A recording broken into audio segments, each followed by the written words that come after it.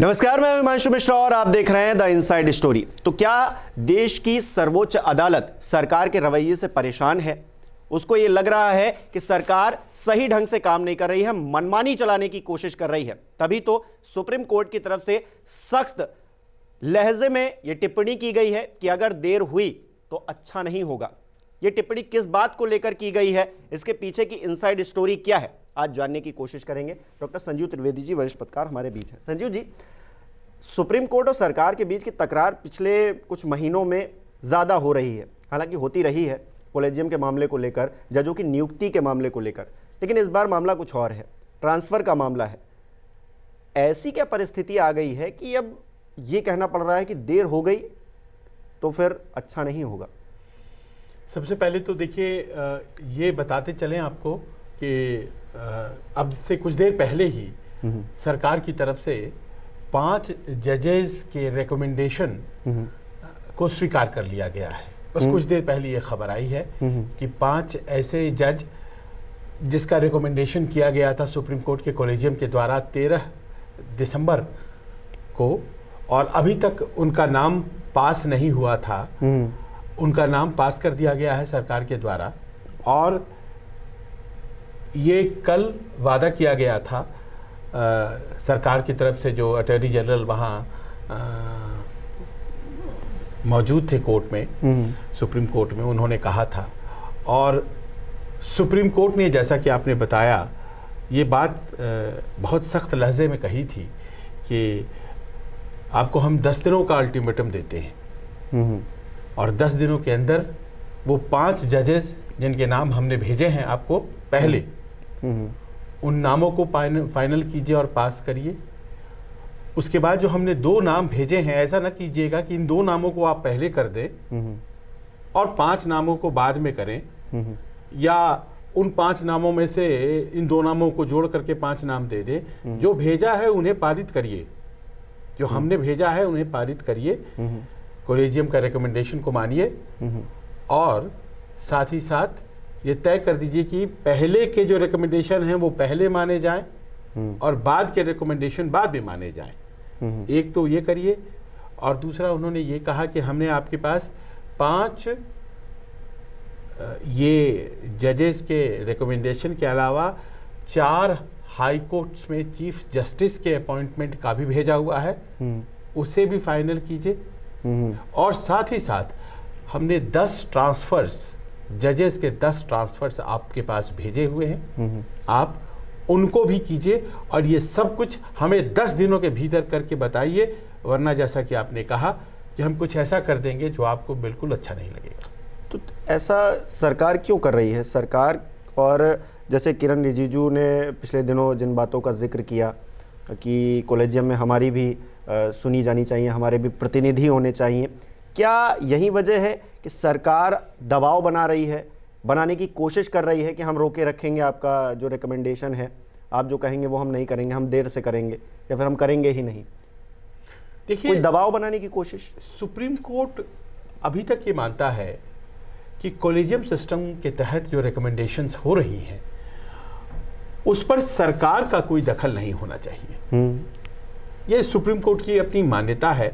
और आप जानते हैं कि फर्स्ट, सेकंड और थर्ड जजेस केस जो रहे हैं उसमें ये बात स्पष्ट रूप से सामने आई है कि जो अपॉइंटमेंट होती हैं उसमें सुप्रीम कोर्ट के कॉलेजियम की ही चलेगी। कॉलेजियम यानी कि चीफ जस्टिस और 4 सीनियर मोस्ट जज जो होते हैं वही अपॉइंट कर सकते हैं जजेस को। अब थोड़े दिनों से जैसा कि आपने बताया, कानून मंत्री किरण रिजिजू और सरकार के दूसरे लोग, और यहाँ तक कि वाइस प्रेसिडेंट ने भी ये बार बार कहा है कि जो संसद में चुनकर लोग आए हैं, जिनका अकाउंटेबिलिटी लोगों के प्रति है, जवाबदेही लोगों के प्रति है, वैसी सरकार, वैसे लोगों से बनी हुई सरकार के प्रतिनिधि का उस कॉलेजियम में होना ज़रूरी है। वरना जो जनाकांक्षाएं हैं वो अगर जजेस के अपॉइंटमेंट में नहीं दिखेंगी तो कैसे काम चलेगा? तो इस पर जवाबी दलील ये है कि साहब, अगर सरकारें जज बनाने लगे तो फिर न्याय का क्या होगा? क्योंकि सुप्रीम कोर्ट जैसी जगहों पर तो ऐसे केसेस की अंबार लगी होती है जिसमें कि एक पार्टी सरकार होती है।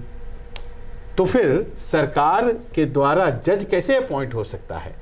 सरकार खुद जब किसी में वादी है, किसी में प्रतिवादी है ना, किसी में एक पार्टी है, किसी में दूसरी पार्टी है, किसी में प्लेंटिफ है, किसी में डिफेंडेंट है, तो फिर ऐसे में वो अपॉइंट कैसे कर सकती है?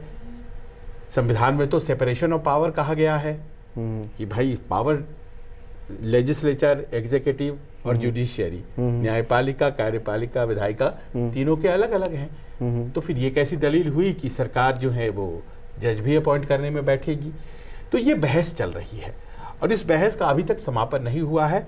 सुप्रीम कोर्ट ने बहुत ठोक करके ये बात कल स्पष्ट कर दी शुक्रवार को कि साहब हम आपकी इसमें नहीं सुनने वाले हैं और आप अपने तरीके से ये जो चाहते हैं कॉलेजियम के व्यवस्था को बदलना, ये हम बदलने नहीं देंगे।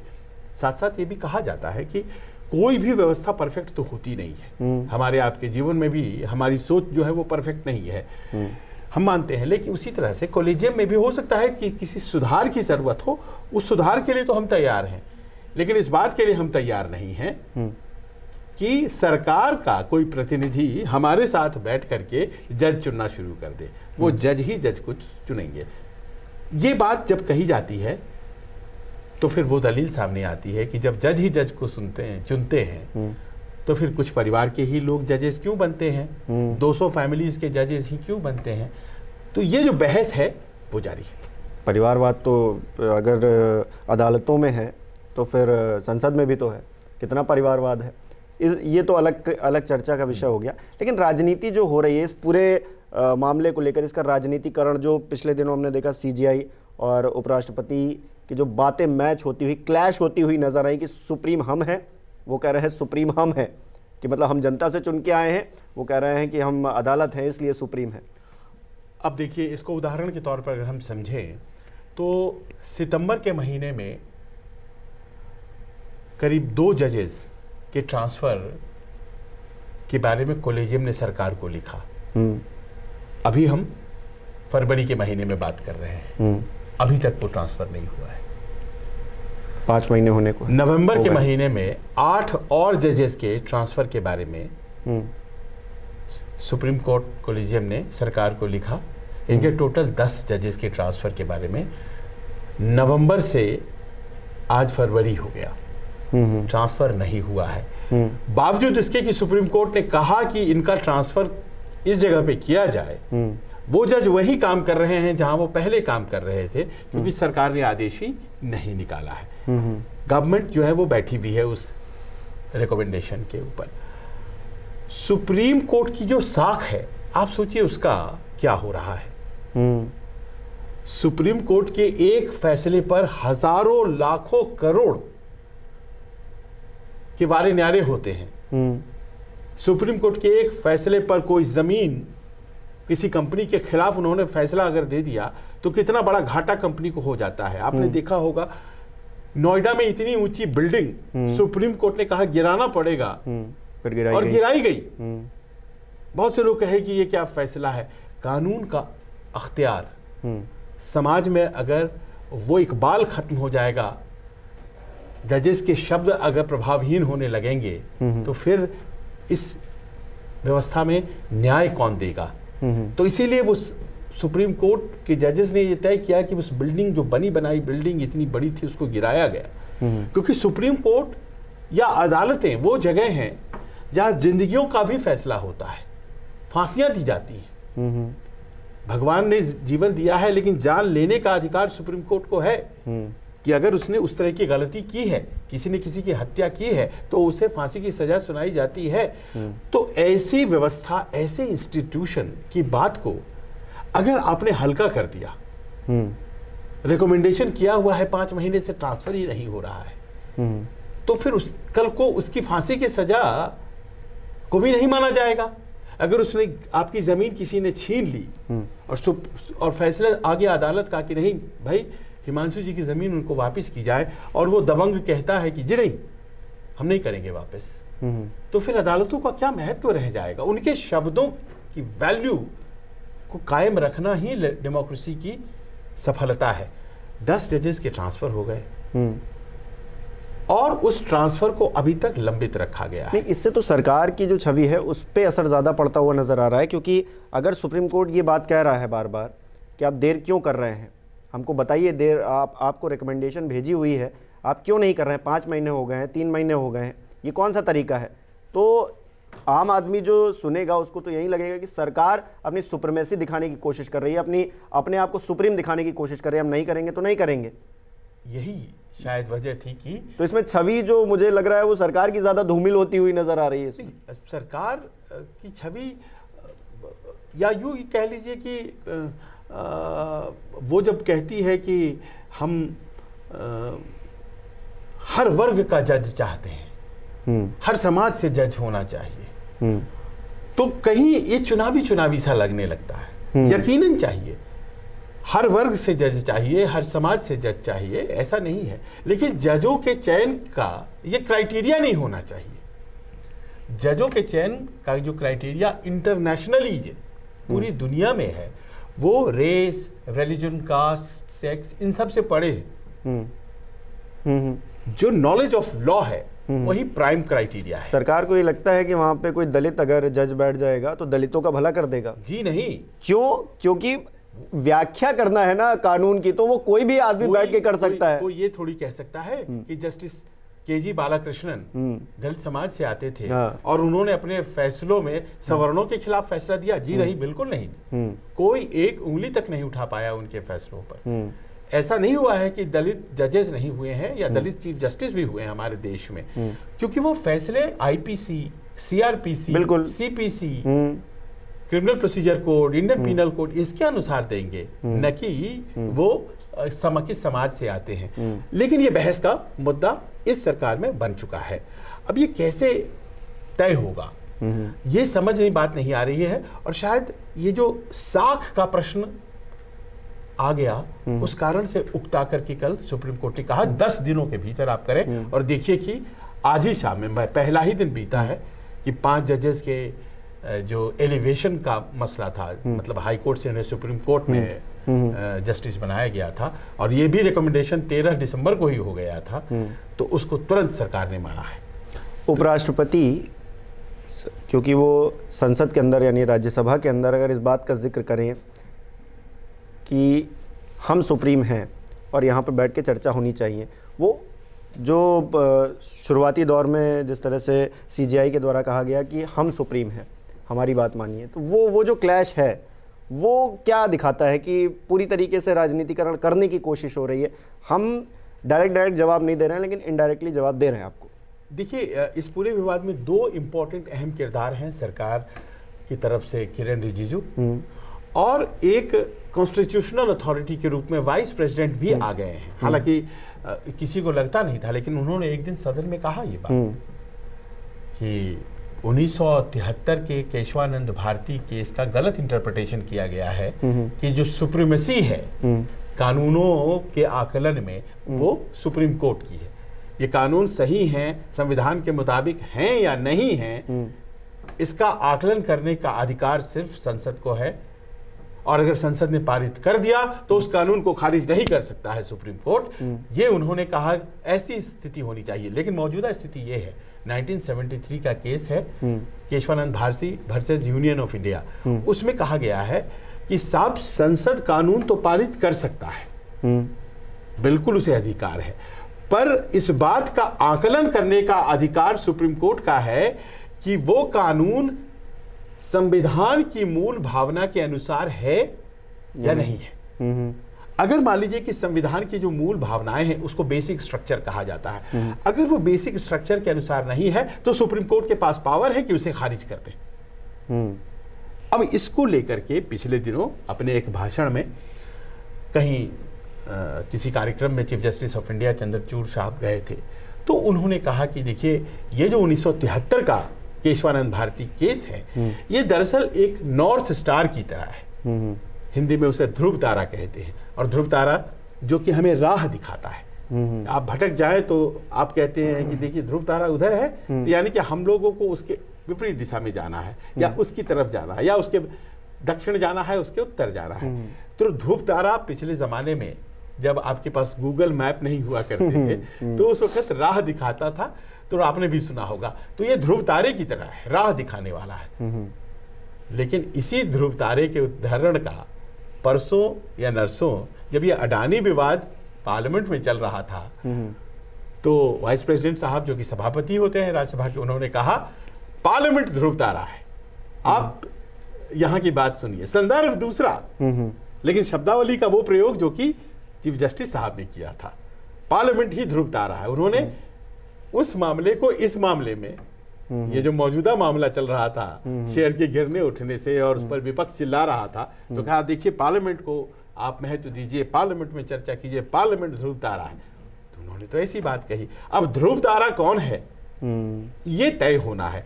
और आज जब जजेस के रिकमेंडेशंस आ गए हैं, मान लिए गए हैं, तो मुझे लगता है कि सरकार शायद कन्फ्रंटेशन नहीं चाहती है। सरकार मिल बैठ करके हल निकालना चाहती है। उसे कॉलेजियम सिस्टम मंजूर नहीं है, ये तो उसने साफ कह दिया है। या फिर सरकार बैकफुट पर है ये भी हो सकता है। लेकिन कई बार कानून मंत्री ने यह स्पष्ट कर दिया है कि कॉलेजियम सिस्टम उन्हें एक्सेप्टेबल नहीं है, वो नहीं चाहते हैं। पर कॉलेजियम सिस्टम के सुधार में क्या गवर्नमेंट का प्रतिनिधि आ जाए, ये सुप्रीम कोर्ट को एक्सेप्ट नहीं है। तो कोई बीच का रास्ता तो आपको निकालना पड़ेगा। जब सुप्रीम कोर्ट के चीफ जस्टिस राज्यसभा जा सकते हैं, तो फिर इधर वाले भी ट्रांसफर हो सकते हैं। आप रिटायर होने के बाद कहीं भी जा सकते हैं। पर सरकार अगर कोई अपना प्रतिनिधि जजेस के अपॉइंटमेंट में बिठा दे, तो देश में कितने लोगों को ये बात, या फिर अमेरिकन सिस्टम जैसे, ये बात मानना पड़ेगा कि हर समाज से जजेस होने चाहिए। इस बात को मानने में मुझे लगता है कि डेमोक्रेसी में ये कहने का भी हक है और होना चाहिए। ऐसा नहीं है कि कोई एक ही समाज का जज बनता रह जाए या एक ही परिवार विशेष से जज बनता रह जाए। पर मैं ये कभी पाता हूँ, कुछ जजेस ऐसे हुए हैं, जैसे कि चंद्रचूड़ साहब को ही रख लीजिए। इनके पिताजी ब्रिलियंट जज सुप्रीम कोर्ट के, और उनके लड़के हैं, he is one of the most brilliant जजेस अभी तक माना यह जा रहा है, जिन्होंने एक तरह से कैसे इस पूरे जुडिशरी को टेक्नोलॉजी के साथ इसका सामंजस्य बिठाया जाए, उसमें बहुत बड़ा काम किया है। कैसे रिकॉर्ड कीपिंग को इलेक्ट्रॉनिक और तकनीकी से परिपूर्ण कर दिया जाए। आप कभी कभी अगर गए होंगे अदालतों में तो देखते होंगे कि कमरा है, उस पर रिकॉर्ड रूम है और धूल इतना भरा पड़ा है, उसको कैसे कंप्यूटर पर लाया जाए, कैसे निगरानी सिस्टम जो होती है, जजेस कैसे अपने आचरण में रहें, कैसे बार के साथ ट्रीटमेंट उनका अच्छा रहे, सबों में इन्होंने टेक्नोलॉजी का इस्तेमाल करके इतना बढ़िया काम किया। और नॉलेज ऑफ लॉ इनका सुप्रीम है। Chief justice of the country कोई वैसे तो नहीं बनता है। तो सिर्फ ये कह देना कि अरे देखिए ये चीफ जस्टिस साहब के लड़के हैं और फिर से देखिए ये चीफ जस्टिस बन गए, नहीं, उनके और अपने ही पिता के फैसलों को पलट देना, ये भी कुछ कई LGBT वाला मामला हो या तमाम ऐसे मामले हो जिसको लेकर उन्होंने फैसले उलट दिए। तो ये मामले को छोटा करने वाली बात हो। ये मैं मानता हूं कि परिवारवाद बिल्कुल नहीं होना चाहिए, लेकिन क्या ये जो लोग हैं ये परिवारवाद की श्रेणी में आते हैं क्या? बड़ा प्रश्न ये है। आप इसको उस तरह से नहीं देखिए। कोई नेता है, उसका लड़का अगर राजनीति में उतनी ही मेहनत करता है तो क्या गलत है? सही बात है। अगर वो आता है, राजनाथ सिंह जी के लड़के हैं, वो भी विधायक हैं, उन्होंने छात्र राजनीति की है, उसके बाद वो धीरे धीरे करके विधायक बने हैं, कोई गलती नहीं है इसमें।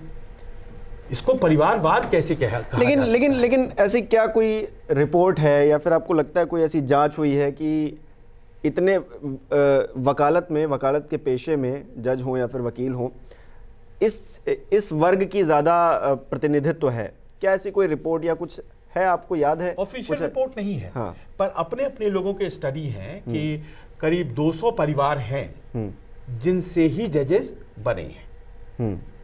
200 परिवार आज़ादी से लेकर अभी तक।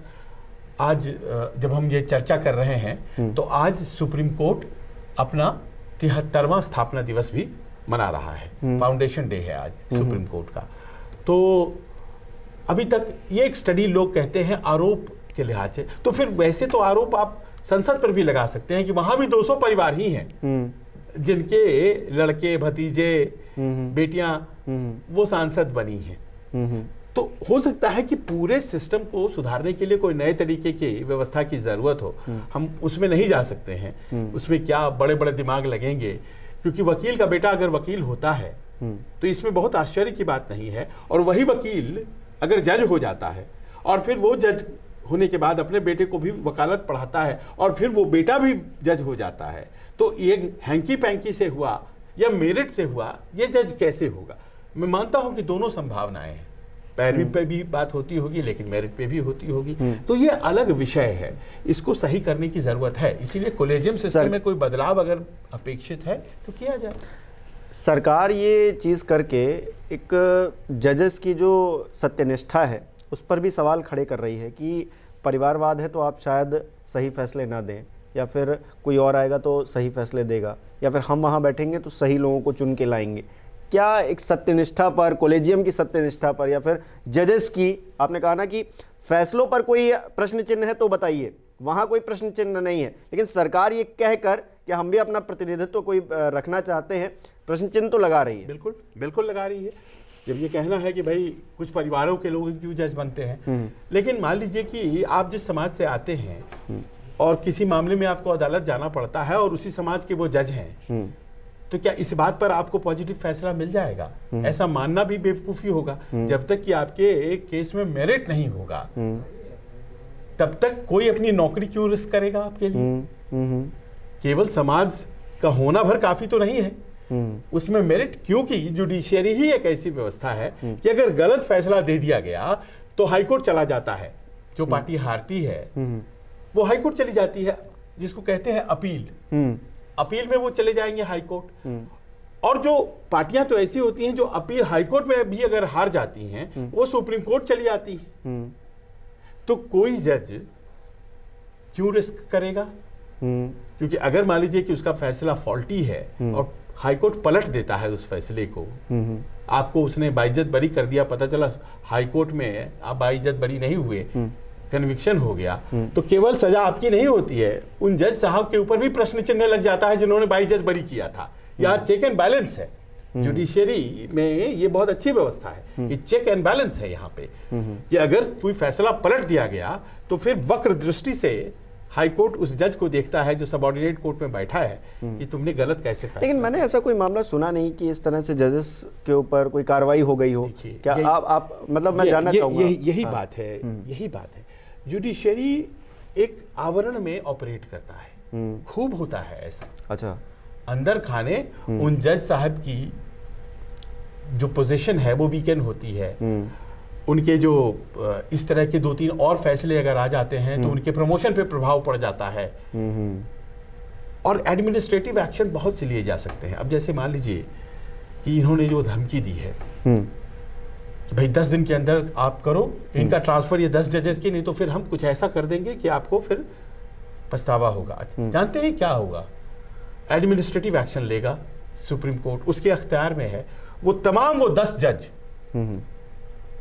तमाम 10 जज आदेश पारित हो जाएगा। ऐसा हो सकता है आदेश पारित हो जाए कि इनके पास कोई केसेस नहीं जाएंगी। फिर आप किस बात के जज?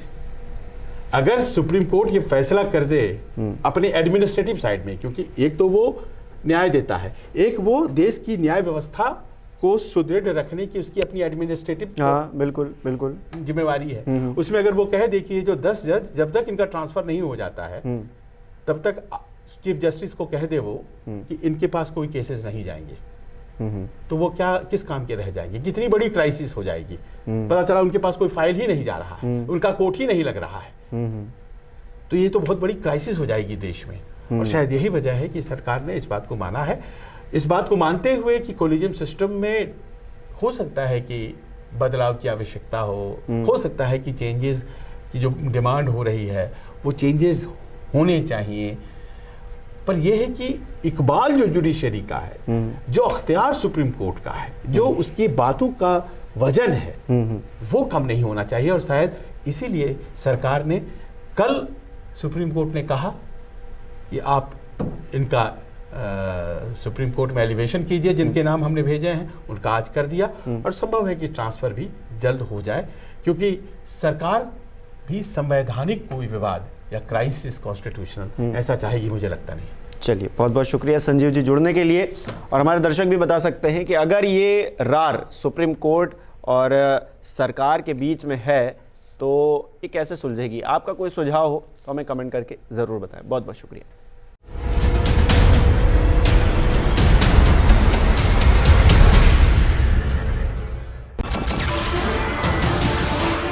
नमस्कार, मैं हूं मानक गुप्ता। अगर आपको हमारा ये वीडियो पसंद आया हो तो इसे लाइक और शेयर जरूर करें, और हां, हमें सब्सक्राइब और फॉलो करना ना भूलें ताकि आप देश और दुनिया की कोई खबर मिस ना करें। तो जुड़े रहिए हमारे साथ और देखते रहिए न्यूज़ 24।